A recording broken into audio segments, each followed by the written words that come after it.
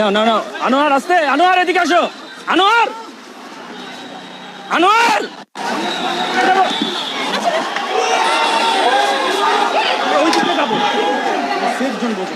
কফিনে গাইবান্না জানাজা শেষ করে মিছিল নিয়ে টিএসসির দিকে যেতে চাইলে তখন এভাবেই সাউন্ড গ্রেনেড মারা হয় আইন শৃঙ্খলা রক্ষাকারী বাহিনীর পক্ষ থেকে।